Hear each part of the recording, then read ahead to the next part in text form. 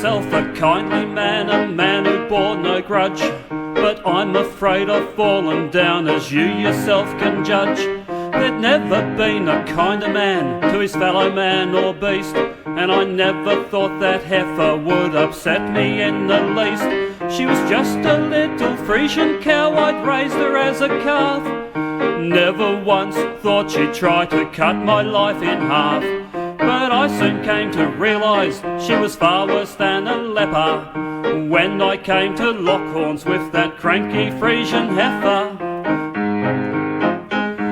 Well, I remember the year well, I took a calf away.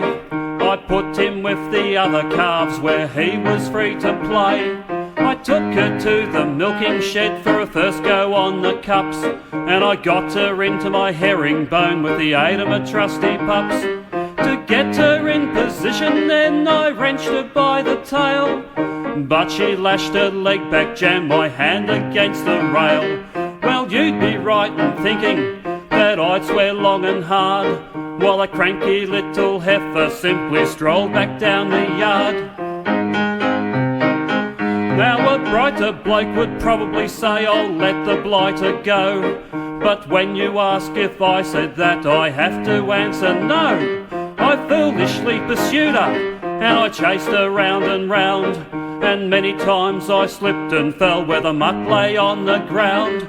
Oh, she was a fit little heifer, I have to give her that, for if it had been a marathon she'd have won by 20 laps. As I near fell exhausted, she trotted to the pen. I staggered up behind her and she kicked me once again.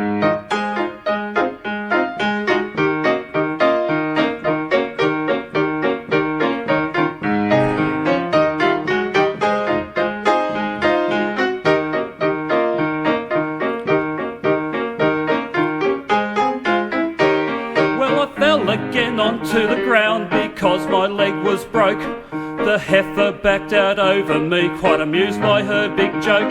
She repented, went on top of me and danced a jig of sorrow, which must have bored me greatly, cause I slept there till the morrow. The missus came out looking for me around about dinner time. Best night's sleep she'd had for years, she didn't seem to mind. She took me to the doctor, who patched me up all right, and I stayed in bed a couple of weeks to recover from my plight.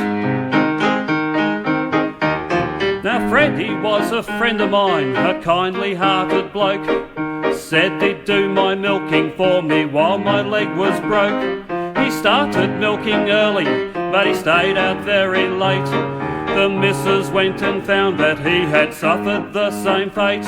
It wasn't so very long after Fred and I went to the sales.